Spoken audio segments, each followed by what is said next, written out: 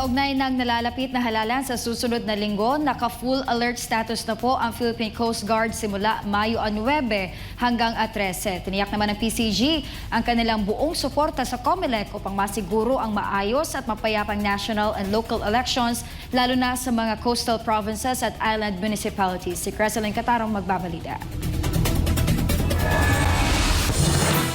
Puspusa na ang paghahanda ng Philippine Coast Guard para sa nalalapit na halalan. Dahil inaasahan ang pagdagsa ng mga pasaherong uuwi sa kanilang probinsya ngayong weekend, mas pinaigting pa ng PCG ang kanilang seguridad at monitoring sa mga pantalan at baybaying dagat ng bansa. Ayon kay PCG spokesperson Captain Noemi Cayabyab, naka-full alert status na ang buong hanay ng PCG kasama ang mahigit 34,000 personnel simula nitong Biyernes Mayo 9 hanggang Martes Mayo 13. Kaya naman po ay naglagay po tayo ng mga canine dogs sa ating mga meet reports para po magbigay ng layering inspection at maiwasan po na may maikarga na mga illegal na bagay na maaaring magdulot po ng kapahamakan sa ating pasahero, sa ating barko at sa ating pantalan.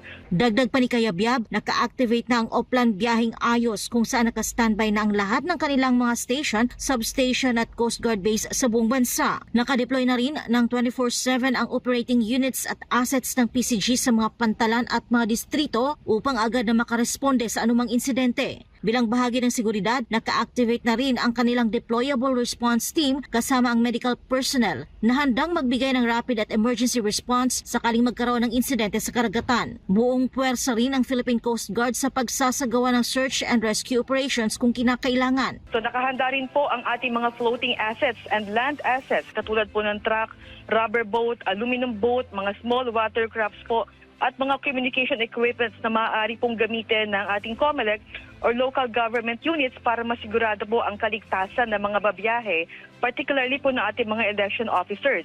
Bukod dito, naglagay din ang PCG ng Malasakit Help Desk o Passenger Assistance Desk sa lahat ng pantalan upang masiguro ang kaligtasan at kaayusan ng mga pasahero. Kasabay ng inaasahang pagdami ng mga pasahero sa mga sasakyang pandagat, magtatalaga rin ng Sea Marshals ang PCG upang masigurong ligtas ang bawat biyahe lalo na sa mga long-haul trips. Pinaiigting din ng Philippine Coast Guard ang compliance monitoring upang matiyak na ang bawat barko ay sumusunod sa mga patakaran bago payagang maglayag. So nagkakandak po tayo ng pre-departure inspection ensuring that all vessels leaving the port are all seaworthy to sail po. And again, the Philippine Coast Guard cannot do this alone. So we are strengthening our partnership po with the Philippine National Police, the Armed Forces of the Philippines, the Commissions on Elections, the Philippine Ports Authority, the Marina, the other government agencies and local government units. Sa National Capital Region, patuloy naman ang isinasagawang maritime patrol operation, particular sa Manila Bay, Pasig River at iba pang katubigan na nakapalibot sa rehiyon. Bilang karagdagang seguridad, nag-deploy din ang PCG ng mga Coast Guard working dogs sa MRT at LRT stations, pati na rin sa ilang electoral precincts sa Metro Manila upang masiguro ang kaligtasan ng publiko. Para sa Diyos at sa Pilipinas kong mahal, Creseline Catarong, SMNI News.